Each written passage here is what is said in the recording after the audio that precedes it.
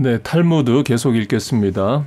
없어지지 않는 부, 어느 배 위에서 있었던 일이다. 승객에 탄 배에 탄 승객들은 모두가 부자들이었다. 그 가운데 랍비 한 사람이 타고 있었다. 부자들은 서로 자기의 재산을 비교하고 있었다. 그러자 랍비가 끼어들어 한마디 하였다. 나는 내가 가장 큰 부자라고 생각하지만 그 부를 보여줄 수는 없소이다. 항해를 하는 도중에 그 배는 해적의 습격을 받았다. 부자들은 그들이 지니고 있던 재산을 몽땅 잃어버렸다. 해적들이 물러간 뒤에 그 배는 겨우 항구에 들어갔다. 그 랍비는 항구 사람들에게서 높은 교양을 곧 인정받아 학교를 열고 학생들을 모아 가르치게 되었다. 얼마 후 랍비는 함께 배를 타고 여행하던 부자들과 만나게 되었다. 부자였던 그들은 모두 알거지 신세로 처량하기 짝이 없었다. 그들은 이렇게 말하였다. 분명히 선생께서 한 말이 맞아요. 지식을 가진 사람은 모든 것을 다 가지고 있는 것과 마찬가지군요. 이와 같이 지식은 뺏기지 않고 언제나 가지고 다닐 수 있는 것이다. 그러므로 교육이 가장 중요하다고 이야기되어 오는 것이다. 이 이야기의 교훈 첫 번째는 인생의 항해에 풍랑이 있고 해적이 있고 침몰이 있고 원치 않는 일들이 있다는 겁니다.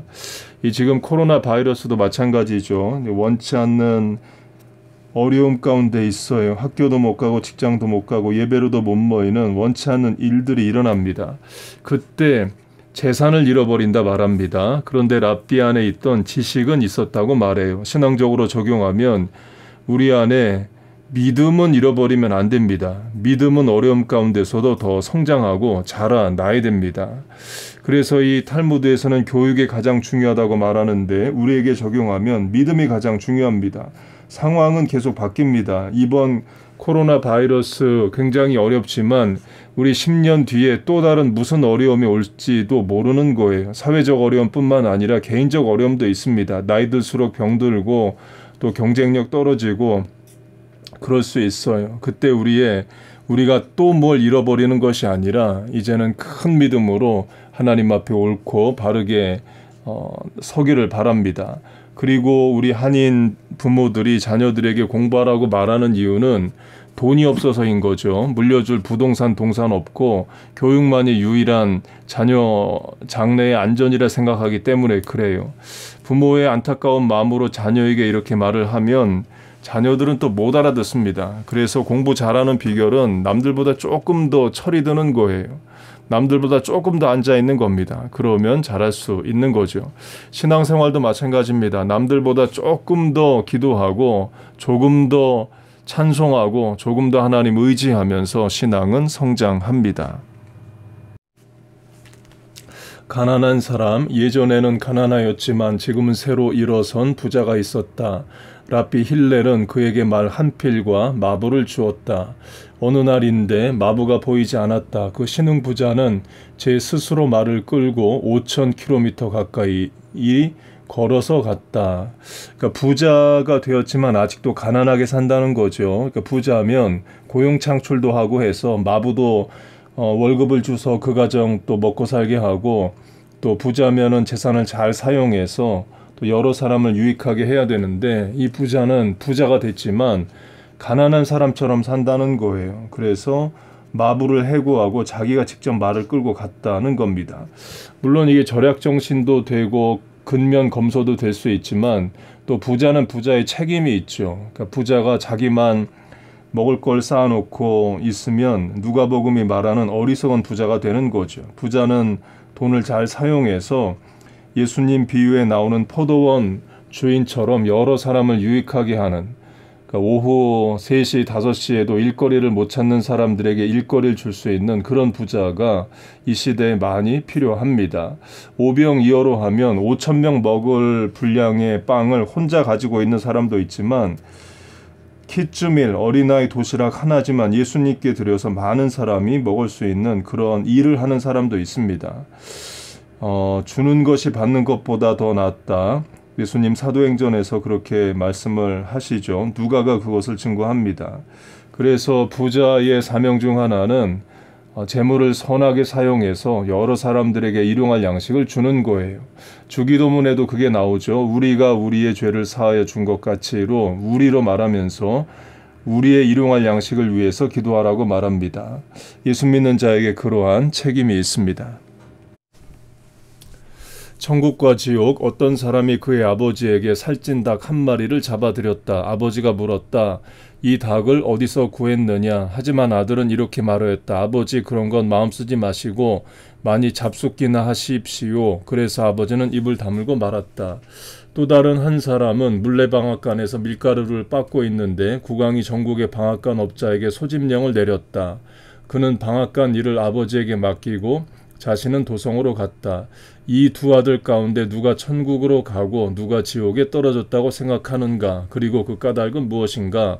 두 번째 사나이는 국왕이 마구잡이로 모아들인 노동자들을 혹사하여 매질하기도 하고 변변한 식사도 주지 않았음을 알고 있으므로 자신이 대신하여 갔다. 그는 천국에 가게 되었다. 그러나 아버지에게 닭을 잡아들인 사내는 아버지에게 묻는 말에 대답조차 곧게 하지 않았다. 그는 지옥으로 갔다. 마음으로부터 공경하는 것이 아니라면 오히려 아버지로 하여금 일하게 하는 것이 더 바람직스럽다. 네, 이 교훈은 분명합니다. 아버지가 뭘 물었는데 제대로 답을 안 해주는 것이 아버지를 무시하는 거죠. 이 사람이 회사 다니면서 직장 상사가 물어봤을 때 이렇게는 안 하죠. 왜냐하면 직장 상사는 자기에게 불이익을 줄 수 있고 잘하니 못하니 평가하고 상벌을 줍니다. 그런 사람들 앞에서는 겸손하게 공손하게 잘하죠. 우리 자녀들 세상 나가서 직장 상사한테 잘할 겁니다. 거래처 사장에게 잘할 거예요. 그러나 늘 사랑하고 배신하지 않을 사랑을 베푸는 부모에게는 함부로 하고 소홀히 할 수 있습니다. 그게 이제 어리석은 거죠. 여기서는 이제 비유로 말하는 겁니다. 천국과 지옥을 선행을 기준으로 말을 하는데요. 제가 이제 페어론에 있는 가장 큰 페어론 커뮤니티 센터라는 유대교 회당에서 10주 랍비에게 공부한 적이 있습니다. 돈을 내고 공부를 했는데요. 그때 회당 교인들에게 성경 공부를 했습니다. 그때 천국과 지옥에 대해서 뭐라고 가르쳤는가 하면 착하게 살면 천국에 간다. 그리고 악하게 살면 지옥에 가는데 지옥에 가도 한 12년 정도 지옥에서 고생하면 천국으로 옮겨간다고 했습니다. 이 버겐 카운티 뉴저지의 랍비들 학력 다 좋아요. 코넬, 프린스턴 막 이런 출신입니다. 곧 어설픈 사람들 아니에요. 그런데 제대로 공부한 랍비들이 뭐라고 가르치는가 하면 야훼, 여호와 하나님만을 믿어야 천국 간다. 율법을 지켜야 천국 간다. 이런 것도 아니고 착하게 살면 천국 간다는 거예요. 그래서 제가 그 강의를 듣고 너무 실망하고 성경의 율법 시대의 유대인과 지금 21세기 미국을 사는 또 이스라엘 사는 유대인들이 너무나 다르다는 것을 깨닫습니다. 결국에 율법주의든 착하게 살면 천국 간다든 예수님을 부인하는 거죠. 그러니까 유대인들이 그렇게 예수님을 안 믿습니다. 제가 유대인들에 대해서 관심이 있는 것은 일단 목사이기도 하고 구약 성경이 유대교를 배경으로 하기도 하기 때문입니다. 그리고도 교회 바로 옆이 유대교 회당이고 또 그 회당 랍비 취임식에 초대받아서 저도 갔었고 교회 바로 옆은 또 옆도 주이시입니다. 주이시에 대해서 또 많이 보고 듣습니다. 친구 세 사람. 어느 날 왕이 어떤 사람에게 심부름꾼을 보내어 그에게 오라고 명령하였다. 그에게는 친구 셋이 있었다. 첫 번째 친구는 서로가 매우 존중하여 왔으므로 둘 다 친구라고 생각하고 있었다. 두 번째 친구 역시 서로가 아끼고 있었지만 첫 번째 친구만큼 존중하고 있지는 않았다. 세 번째 친구도 서로가 친구라고 생각은 하고 있었지만 살뜰하게 관심은 두지 못하고 있었다. 왕이 그에게 심부름꾼을 보내 불렀을 때 그는 무슨 일인지 좋지 않은 일로 추궁을 받는 게 아닌가 생각되어 두려워졌다. 그는 혼자서는 왕에게 나아갈 용기가 없어서 친구 세 사람에게 동행하여 줄 것을 부탁하였다. 먼저 가장 존중하고 있는 친구에게 찾아가서 함께 가달라고 하였다. 그 친구는 싫다면서 까닭조차 말하지 않고 거절하였다. 두 번째 친구에게 부탁하니 대궐 문 앞까지는 가겠지만 그 이상은 따라갈 수 없다고 말하였다. 그는 세 번째 친구를 찾아갔다. 그 친구는 말하였다. 함께 가도록 하겠네. 자네는 아무런 나쁜 짓도 하지 않았으니 두려워할 것이 없네. 내가 자네와 함께 가서 왕에게 말함세. 왜 세 사람은 제각기 각 다른 태도를 보였는지 생각해보자. 첫 번째 친구는 재산이다. 아무리 사랑하고 있더라도 죽을 때에는 남겨두고 가야 한다는 것은 분명하다. 두 번째 친구는 친척이다. 묘지까지는 함께 가주지만 거기서 그를 두고 가버린다. 세 번째 친구는 선한 행위이다. 여느 때에는 잘 눈에 띄지 않지만 죽은 뒤에도 그와 동행하는 것이다. 이제 분명한 교훈이 있습니다. 재산이 당장에는 가장 중요해 보이지만 친척이 가장 중요해 보이지만 그러나 하나님 앞에 인정받는 선한 행위가 중요하다는 거죠. 이거 신앙으로 확대 적용하면 믿음의 선한 행위가 중요합니다. 곧 단순한 선한 행위는 예수 안 믿는 사람도 합니다. 인격자들도 해요. 그러나 예수 믿는 사람은 믿음으로 말미암는 선한 행위를 합니다. 그리고 선한 행위냐 악한 행위냐는 하나님이 정하셔요. 인간의 다수결이나 사람들이 모아서 정하는 게 아닙니다. 하나님이 선이라 하는 게 선이고 악이라 하는 게 악인 줄 알고 산다가 신앙입니다. 그게 선악과를 따먹지 말라는 거죠. 그렇게 사람이 끝까지 그리고 죽음 이후까지 갈 수 있는 것은 예수를 믿는 믿음이고 말씀에 순종하여 상급받는 또 신앙입니다. 저와 여러분에게 그것이 충만히 임하기를 바랍니다. 술의 기원, 이 세상에 최초의 인간이 포도 씨앗을 뿌리고 있었다. 거기에 악마가 찾아와 무엇을 하냐고 물었다. 인간이 대답하였다. 나는 지금 놀라운 식물을 심고 있다네. 악마가 말하였다. 전에 이런 식물을 본 적이 없는데. 인간은 악마에게 설명해 주었다. 이 식물에는 아주 달고 맛이 훌륭한 열매가 열리게 되는데 그 즙을 마시면 더없이 행복해진다네. 악마는 말하였다. 그렇다면 나도 꼭 한몫 끼워 주시오. 그리고 나서는 양과 사자와 돼지와 원숭이를 끌고 와서 죽인 다음에 그 피를 거름으로 흘려 넣었다. 이렇게 하여 포도주가 만들어졌다. 마시기 시작했을 때는 양처럼 온순해진다. 조금 더 마시면 사자처럼 사나워진다. 그보다 좀 더 마시면 돼지처럼 추해진다. 아주 많이 마시면 원숭이처럼 춤을 추기도 하고 노래를 부르기도 하며 허둥댄다. 술은 악마가 인간의 행동에 베푼 선물이다. 네, 이제 술의 경고를 하는 거죠. 적당히 마시라는 거고요. 노아로 예를 들면 노아가 술 먹고 옷 다 벗고 완전히 빨가벗고 잡니다. 그러니까 노아도 요새 말로 하자면은 술버릇은 안 좋은 거예요. 예수를 믿고 술을 마셔도 되냐 안 되냐는 은혜를 받고 하나님 앞에 성결하게 살려고 노력할수록 술, 담배, 마약, 도박, 음란으로부터 자유하게 됩니다. 그래서 나는 예수를 믿지만 술은 꼭 마셔야 돼. 나는 예수를 믿지만 도박은 꼭 해야 돼. 나는 예수를 믿지만 포노그래픽 그건 꼭 봐야 돼. 이게 맞는 일이 아니에요. 믿음의 사람 노아도 술 마시고 옷 다 벗고 자고 그로 말미암아 아들이 흉을 보고 또 저주하고 하는 안 좋은 일들이 일어납니다. 그리고도 술 마시고 운전하게 되면 범법행위고 사고도 나고 위험하죠. 우리 자녀들이 그런 어려움이 없어야 되고 우리 성도들이 그런 어려움이 또 없어야겠습니다. 효행, 한 비유대인이 곧 이방인이 두마라고 하는 고대 유대 마을에 살고 있었다. 그는 금화 6,000냥에 해당하는 다이아몬드 1개를 가지고 있었다. 랍비 한 사람이 그것을 성전을 장식하는 데 쓰고자 금화 6,000냥을 가지고 그를 찾아갔다. 그런데 일이 묘하게 되어 그 다이아몬드를 넣어둔 금고의 열쇠를 베개 밑에 넣어두고 그의 아버지가 잠을 자고 있었다. 젊은이는 말하였다. 주무시는 아버지를 깨울 수는 없지요. 다이아몬드는 팔지 못하겠습니다.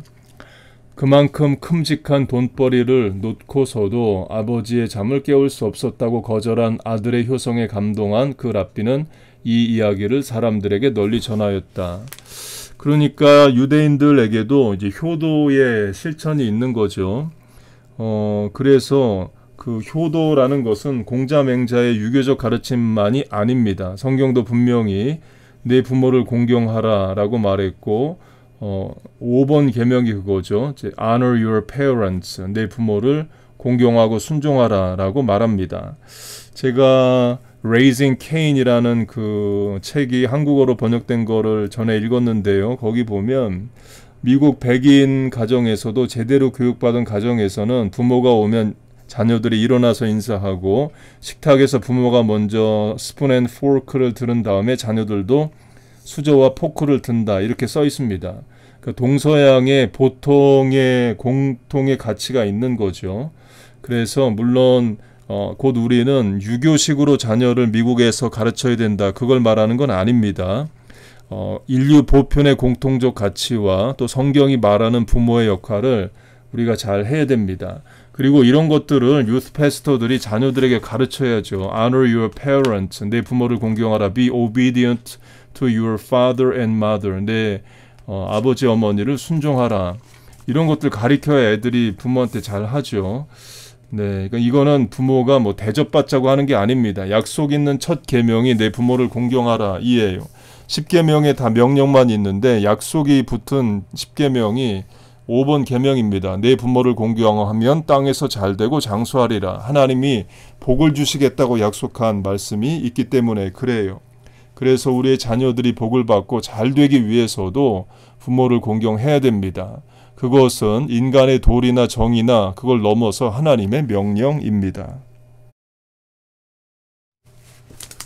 어머니, 눈물 나는 제목입니다. 어느 랍비가 어머니와 둘이서 길을 가고 있었다. 돌멩이가 많고 바닥이 들쭉날쭉한 길이어서 걷는데 매우 불편하였다. 그래서 랍비는 어머니가 한 발 내딜 때마다 그의 손을 그 발 밑에 내밀었다. 탈무드에서는 부모에 관한 이야기가 나오면 반드시 아버지가 먼저 등장하는데 이 이야기는 어머니만이 홀로 등장하는 유일한 것이다. 어머니도 아버지 못지않게 중요하다는 것을 말하기 위해서이다. 그러나 부모가 동시에 물을 마시고 싶다면 아버지에게 먼저 가져가야 된다. 왜냐하면 어머니 역시 아버지를 존중해야 하는 처지므로 어머니에게 먼저 드리더라도 다시 아버지에게 넘겨질 것이기 때문이다. 이거는 뭐 남녀 차별한다, 뭐 여성 인권 제한한다 이런 차원이 아니라 일종의 질서를 말하는 겁니다. 아브라함과 사라로 하면 사라가 아브라함을 my lord, 내 주인이라고 불러요. 이는 여자는 뭐 종이고 남자는 노예 주인이다. 그렇게 말하는 게 아니죠. 가정의 일종의 질서를 말하는 겁니다. 미국에서도 패밀리 헤드를 집의 머리를 아버지, 남편으로 이야기를 해요. 물론 요새는 또 그렇게 안 하겠지만 역시 이것도 patriarchic 아이디어, 가부장적 제도를 하자, 남자가 우선이고 여자는 열등하다 이런 진화론적 가치를 하자는 게 아니라 일종의 그 질서를 말하는 겁니다. 교회에도 질서가 있어야 되고 학교에도 질서가 있어야 되고 또 사회에도 질서가 있어야 되죠. 그런 차원의 질서를 하나님이 말씀을 하시는 거예요.